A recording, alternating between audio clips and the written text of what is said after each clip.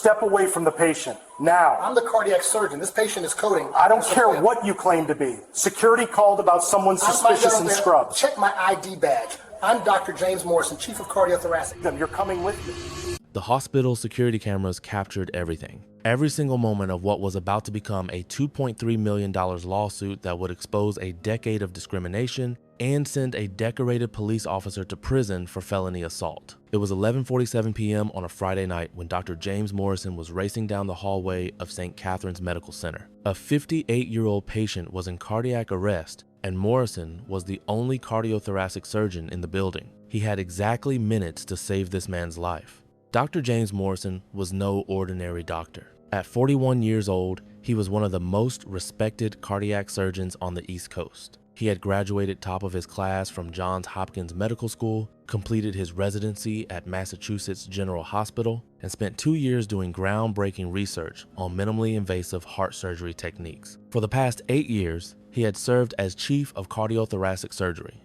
at St. Catherine's, one of the region's premier cardiac care centers. His patients included CEOs, politicians, and even a former governor, whose life Morrison had saved during an emergency triple bypass. He had performed over 2,000 heart surgeries, with a survival rate that was among the highest in the country. Medical journals published his research. Other surgeons attended conferences just to watch him demonstrate his techniques. That Friday night, Morrison was technically off duty. He had finished his last surgery at 6 p.m. and was about to head home when the cardiac arrest call came through the hospital's emergency system. The on-call surgeon was 20 minutes away, stuck in traffic. The patient didn't have 20 minutes. Morrison had turned his car around without hesitation. This is what he did. This is who he was. He saved lives, regardless of whether it was his scheduled shift, regardless of whether he was exhausted from a 14-hour day, regardless of anything except the fundamental oath he had taken as a physician. He pulled into the hospital parking garage at 11:43 p.m.,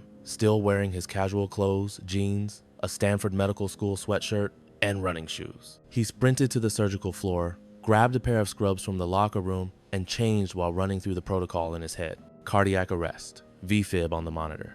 Patient likely needed immediate intervention. He was pushing through the double doors to the ICU when Officer Zach Garrett spotted him. Officer Garrett had been with the Metro Police Department for 11 years. He was assigned to hospital security detail that night, a routine shift that typically involved escorting psychiatric patients or dealing with intoxicated individuals in the emergency room. His service record would later show something his supervisors had consistently ignored: 23 complaints over 11 years, with a pattern that couldn't be explained by coincidence. Garrett had been standing near the nursing station when he saw Morrison moving quickly through the hallway in surgical scrubs. Something about the sight triggered an assumption in Garrett's mind: a black man in scrubs, moving with purpose at midnight, not wearing a doctor's coat or ID badge in the usual visible position. Garrett didn't see a surgeon racing to save a life. He saw what his biases told him to see: someone who didn't belong. He moved to intercept Morrison just as the surgeon reached the patient's room.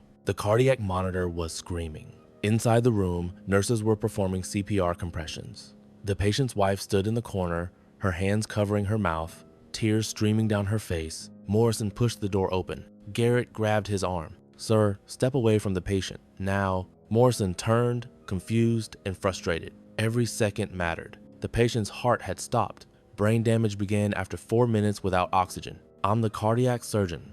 This patient is coding. I need to get in there immediately." Garrett tightened his grip on Morrison's arm, pulling him back from the doorway. "I don't care what you claim to be. Security called about someone suspicious in scrubs wandering the surgical floor. You need to come with me for verification." Morrison's mind was split between two realities. In one, a patient was dying 10 feet away. In the other, a police officer was physically restraining him based on an assumption that had nothing to do with facts and everything to do with the color of his skin. He reached for his ID badge, which was clipped to the waistband of his scrub pants standard position when surgeons changed quickly.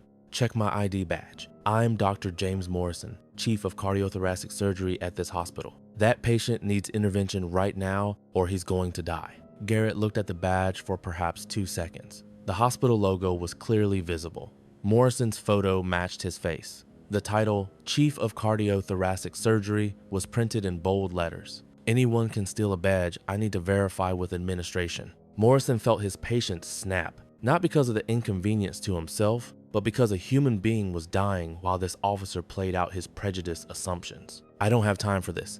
That patient is in VFib cardiac arrest. Call the nursing supervisor, call hospital administration, call anyone you want, but I'm going into that room now. He tried to move past Garrett. The officer's response would later be described by the prosecutor as grossly excessive and motivated by racial animus. Garrett slammed Morrison against the wall, face first, hard enough that the impact left a visible dent in the drywall. He wrenched Morrison's arms behind his back and forced handcuffs onto his wrists, deliberately over-tightening them so the metal cut into skin.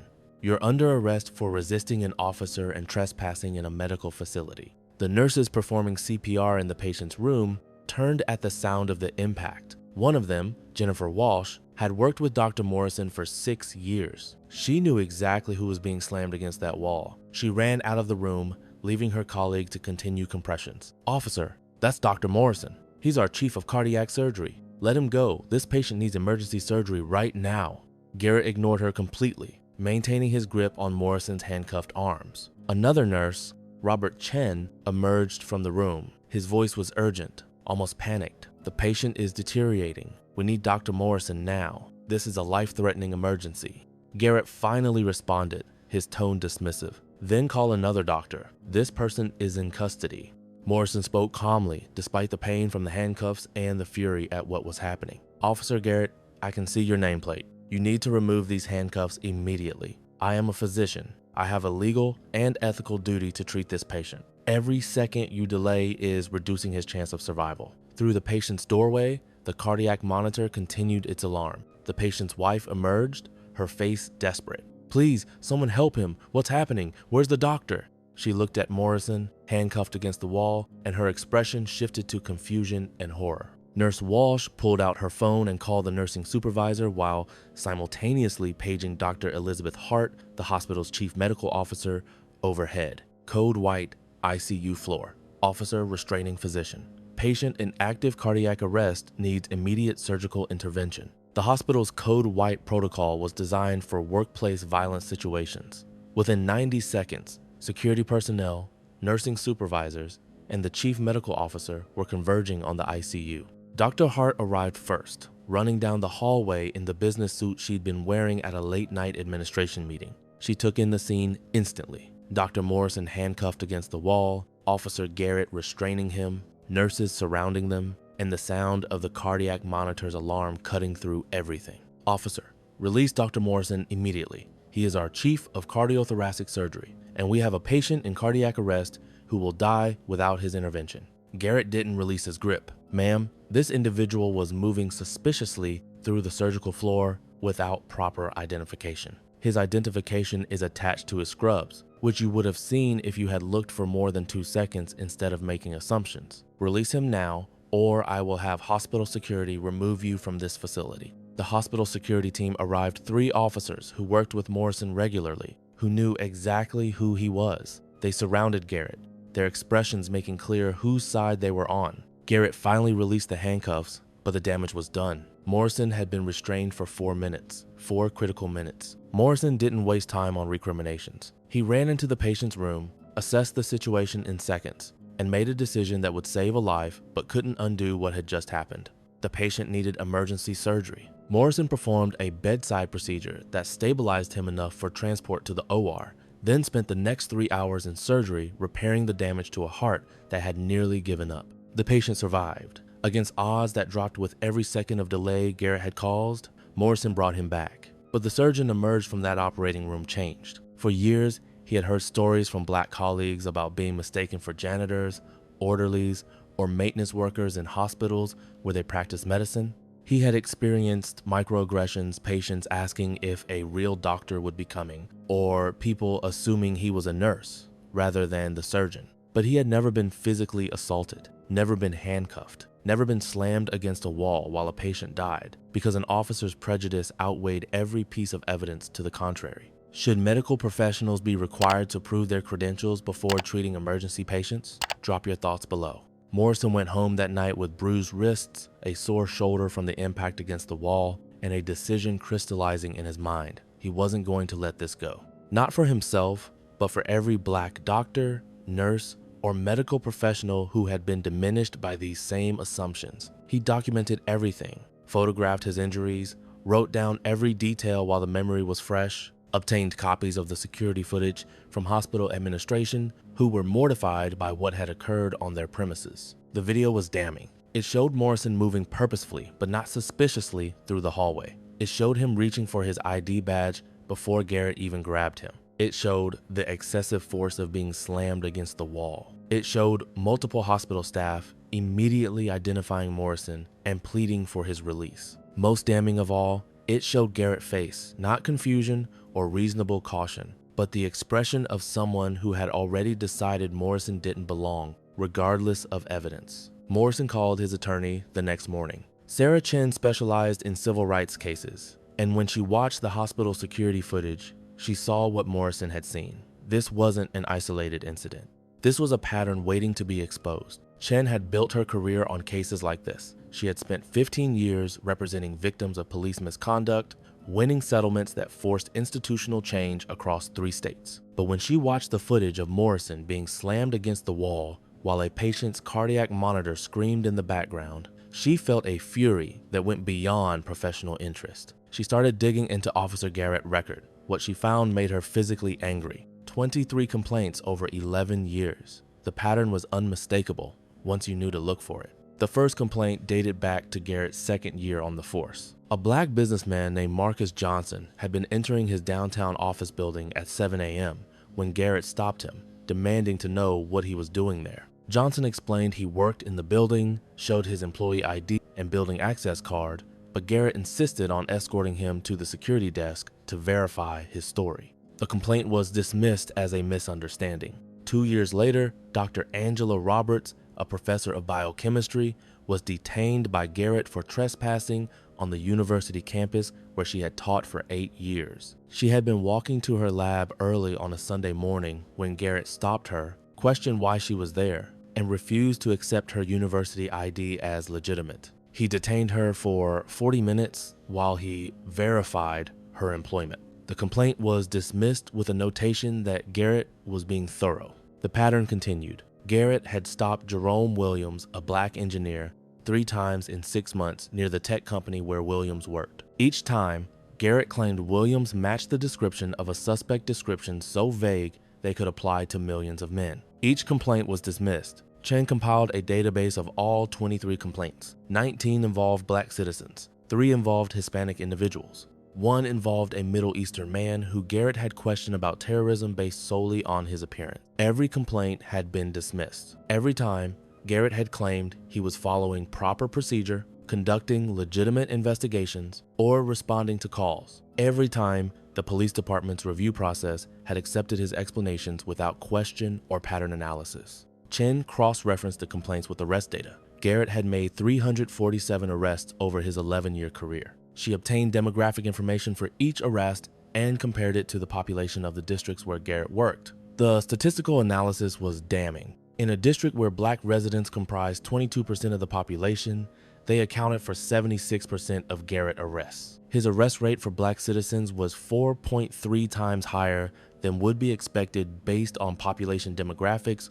or crime rates in those areas. Chen dug deeper into the nature of those arrests. She found that Garrett arrested black citizens for subjective offenses, disorderly conduct, resisting arrest, trespassing at rates far exceeding his arrests of white citizens. For objective offenses like possession of contraband found during searches, the rates were identical across racial groups. This told a clear story. When Garrett had discretion in interpreting behavior or deciding whether to arrest, his racial bias influenced his decisions. When concrete evidence dictated the outcome, the bias disappeared. The department's Internal Affairs Division had a culture problem that Chen's investigation would eventually expose. They treated complaints against officers as attacks on the force itself, rather than opportunities to identify and correct problematic behavior. They gave officers the benefit of the doubt while demanding victims prove malicious intent, a nearly impossible standard when dealing with implicit bias. Garrett had never used racial slurs in his reports. He had never explicitly stated that race was a factor in his decisions.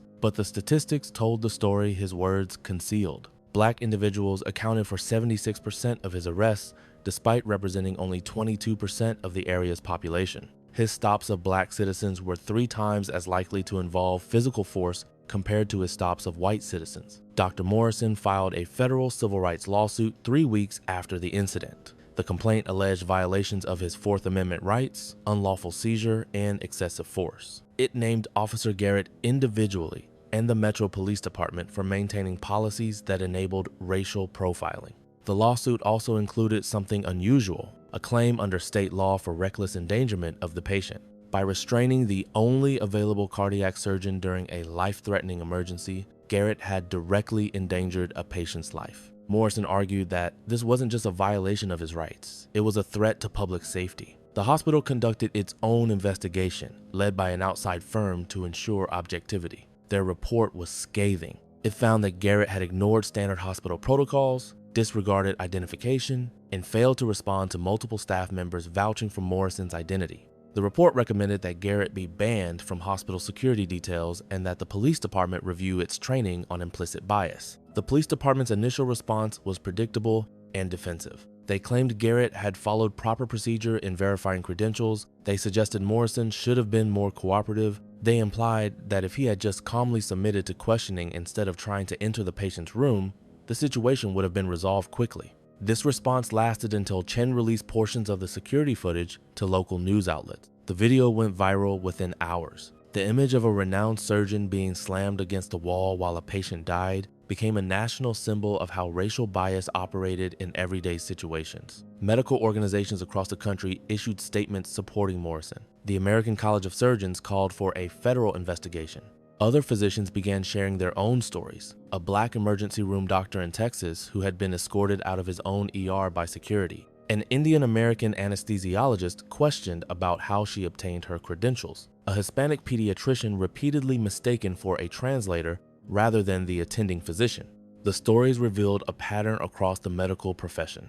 Doctors of color constantly having to prove their legitimacy in ways their white colleagues never experienced. Public pressure on the Metro Police Department intensified. The mayor, facing re-election, called for accountability. The police chief, who had initially defended Garrett, suddenly announced a comprehensive review of the incident. That review uncovered what Chen had already found. Garrett's 23 complaints represented a pattern of racial profiling that had been systematically ignored.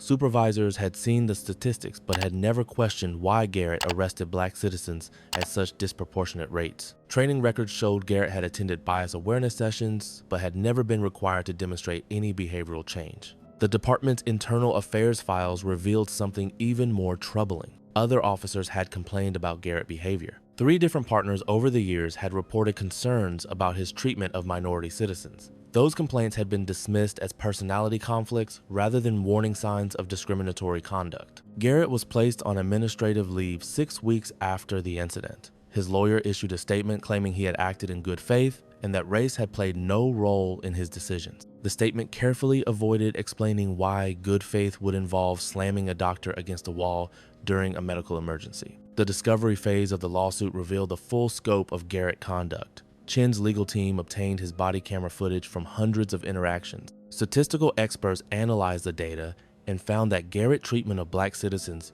differed from his treatment of white citizens in measurable ways. When stopping white citizens, Garrett averaged 3.2 minutes per interaction. When stopping black citizens, the average was 12.7 minutes. White citizens were asked for identification in 34% of stops. Black citizens were asked for identification in 89% of stops. When white citizens questioned Garrett's authority or asked why they were being stopped, he typically responded professionally. When black citizens asked the same questions, he interpreted it as resistance or hostility 67% of the time. The pattern extended to his use of force. Garrett had used physical force in 31 interactions over his 11-year career. 29 of those involved black citizens. The 2 exceptions involved white citizens who were later found to have outstanding warrants for violent offenses. Expert witnesses testified that these disparities couldn't be explained by chance or by legitimate law enforcement factors. This was differential treatment based on race. But the most powerful evidence came from Garrett himself. During his deposition, Morrison's attorney asked him to explain his decision-making process that night. When you saw Dr. Morrison in scrubs moving through the hallway, what made you perceive him as suspicious? Garrett struggled to articulate an answer that didn't reveal his bias. He was moving quickly, and his ID wasn't immediately visible, but nurses and other medical staff moved quickly through hospital hallways constantly. Did you stop any of them that night? No, but Dr. Morrison's ID was clipped to his scrubs. Did you look at his waistband before grabbing him? I didn't have time to. You had time to grab him, slam him against a wall, and handcuff him, but you didn't have time to look at the ID badge that was attached to his clothing. The deposition transcript revealed Garrett's inability to provide any legitimate justification for his actions that didn't ultimately reduce to an assumption based on Morrison's race. The criminal investigation proceeded in parallel with the civil lawsuit. The district attorney assigned a prosecutor who specialized in police misconduct cases. What had initially appeared to be excessive force during a questionable stop evolved into something more serious as investigators examined Garrett's full record. The prosecutor charged Garrett with felony assault, official misconduct, and reckless endangerment. The assault charge was based on the excessive force used against Morrison. The official misconduct charge addressed Garrett's abuse of his authority. The reckless endangerment charge was the most novel, arguing that Garrett had knowingly delayed life-saving medical treatment, putting the patient at risk of death or serious harm. Garrett's attorney tried to negotiate a plea deal, but the prosecutor refused. This case had become too important, too symbolic of a larger pattern that needed to be addressed through the full weight of the criminal justice system. The trial lasted 2 weeks. The prosecution presented a methodical case that built from the specific incident with Dr. Morrison to the broader pattern of Garrett's discriminatory conduct over 11 years. Day 1 featured Dr. Morrison's testimony. He walked the jury through his credentials, his medical degree, his training, his 8 years as chief of cardiothoracic surgery. He described the emergency that night, the patient coding, the seconds that mattered. Then he described Garrett grabbing him, refusing to look at his ID, slamming him against the wall. The prosecutor played the security footage. The courtroom went silent as they watched Morrison being thrown against the wall with enough force to dent the drywall. They heard the cardiac monitor's alarm in the background. They saw nurses running out, identifying Morrison, begging Garrett to release him. They watched Garrett ignore all of it. Morrison described the handcuffs cutting into his wrists, the 4 minutes that felt like hours, the knowledge that a patient was dying while he stood restrained. He testified about performing the emergency procedure with bruised wrists, about the 3-hour surgery that followed, about bringing a patient back from the edge of death despite the delay Garrett had caused. On cross-examination, Garrett's attorney tried to suggest Morrison should have been more patient, should have calmly waited for verification. Morrison's response was devastating in its simplicity. With respect, counselor, patients in cardiac arrest don't wait. Their brains begin dying after 4 minutes without oxygen. Every second Officer Garrett delayed me was a second closer to permanent brain damage or death for my patient. There was nothing unclear about my credentials. My ID badge identified me as the chief of cardiothoracic surgery. Multiple hospital staff immediately confirmed my identity. Officer Garrett chose not to believe any of it. Day 3 brought the nurses who had witnessed everything. Jennifer Walsh testified first, describing her 6 years working with Dr. Morrison, the hundreds of lives she had watched him save. She recounted running out of the patient's room, seeing Morrison handcuffed, telling Garrett who he was, and being completely ignored. I told him Dr. Morrison was our cardiac surgeon. I explained the patient was coding.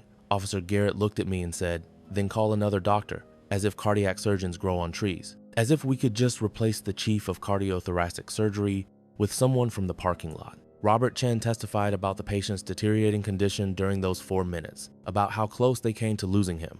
He described his frustration, his helplessness, watching a police officer prevent a surgeon from saving a life for no legitimate reason. Dr. Elizabeth Hart, the chief medical officer, testified about the hospital's investigation, about reviewing the footage and being horrified by what she saw. She explained that hospital protocols require security to verify credentials when appropriate, but that Garrett had ignored the standard verification process in favor of physical restraint. Our security officers know Dr. Morrison. He's been chief of cardiothoracic surgery for 8 years. He saved countless lives in our facility.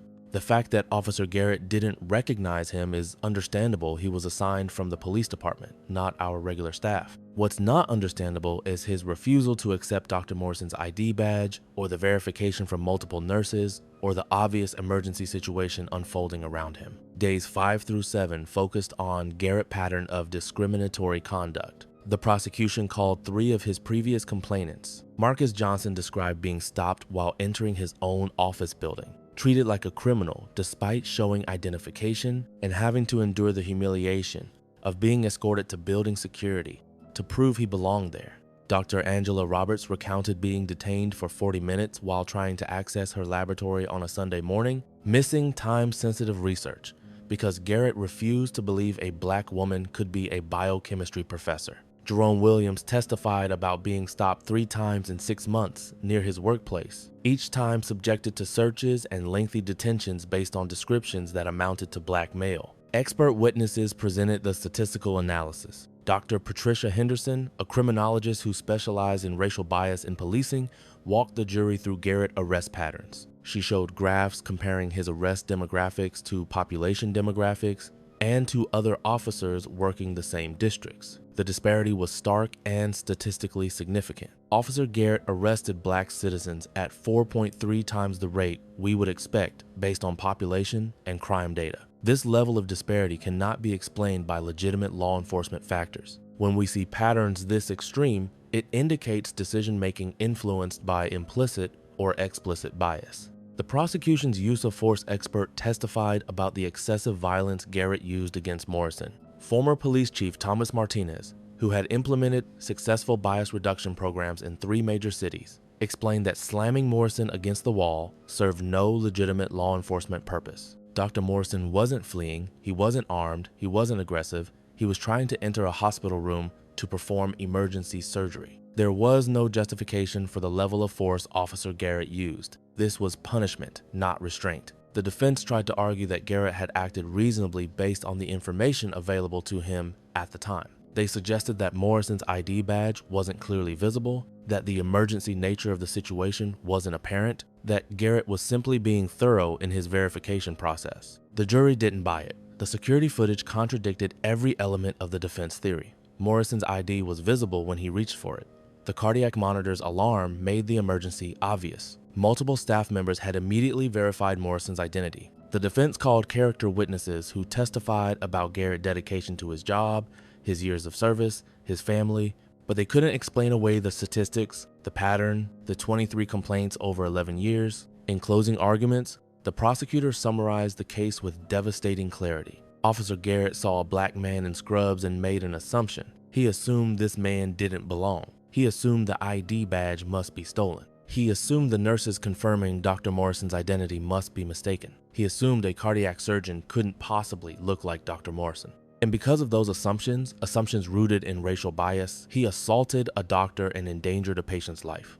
This isn't about one mistake. This is about 11 years of making the same assumption over and over, despite complaint after complaint telling him he was wrong. The jury deliberated for 7 hours. They found Garrett guilty on all counts: felony assault, official misconduct, and reckless endangerment. The judge sentenced him to 6 years in prison, noting that Garrett had betrayed the public trust and endangered lives through his biased policing. Garrett would serve at least 4 years before being eligible for parole. The civil lawsuit settled 2 months after the criminal conviction. The Metro Police Department agreed to pay Dr. Morrison $2.3 million in damages. More importantly, they agreed to sweeping reforms. The settlement mandated comprehensive implicit bias training for all officers, not the superficial sessions they had conducted before. It requires statistical monitoring of stops, searches, and uses of force, broken down by officer and by race of the citizen involved. Officers showing patterns of disparate treatment would face mandatory intervention and retraining. The department established a civilian oversight board with real authority to investigate complaints and recommend discipline. They implemented body cameras for all officers and required that footage be preserved and reviewed in any complaint case. Morrison donated a significant portion of his settlement to organizations supporting minority students pursuing medical careers. He established a scholarship fund at his medical school for students from underrepresented backgrounds. But he also did something else. He began speaking publicly about the incident, using his platform to educate people about how bias operates in professional settings. He talked to medical students about maintaining dignity when their credentials are questioned. He talked to police departments about the consequences of allowing bias to go unchecked. The ripple effects extended beyond Morrison City. Hospitals across the country reviewed their security protocols and implemented clearer procedures for identifying medical staff during emergencies. Medical organizations developed training programs to help doctors of color navigate discriminatory encounters while maintaining their ability to provide patient care. Garrett lost everything: his career, his freedom, his reputation. He became a symbol of how unchecked bias, allowed to fester over years, could escalate from microaggressions to violent assault. The Metro Police Department's culture began to shift slowly. Officers who had previously dismissed complaints started taking them seriously. Supervisors who had ignored statistical disparities began asking questions. The Civilian Oversight Board investigated aggressively, and problematic officers faced real consequences. 3 other officers with patterns similar to Garrett were identified through the new monitoring system. All 3 were required to undergo intensive retraining. 1 resigned rather than comply. The other 2 changed their behavior significantly. Their stop patterns and use of force statistics shifted toward equity within 6 months. Dr. Morrison returned to surgery, continuing to save lives with the same skill and dedication he had always shown. But he carried the psychological impact of that night. The moment of being slammed against the wall, handcuffed, and prevented from practicing medicine while a patient died, that trauma didn't disappear just because justice was served. He sought therapy to process the experience. He joined support groups for professionals who had experienced discrimination. He learned that healing from bias-driven violence takes time, even when the legal system eventually delivers accountability. The patient Morrison saved that night, Robert Williamson, became an advocate himself. He testified before the city council about the life-saving care Morrison provided and the horrifying delay caused by Garrett bias. He supported the police reforms and spoke about how racism doesn't just harm its direct victims, it threatens everyone when it prevents professionals from doing their jobs. Officer Garrett thought he could judge Dr. Morrison's legitimacy based on his skin color rather than his credentials, his skills, or the emergency situation unfolding around them. Instead, he exposed a decade of discriminatory policing, lost his freedom, and catalyzed reforms that would prevent thousands of similar incidents. Sometimes, the most powerful response to injustice is refusing to accept it as normal. Dr. Morrison could have moved on, grateful that the patient survived, choosing to avoid the stress and publicity of a lawsuit. Instead, he stood up, documented everything, and forced the system to confront the bias it had enabled for too long. When expertise meets prejudice, the truth always emerges eventually. The question is, how much damage occurs before accountability arrives?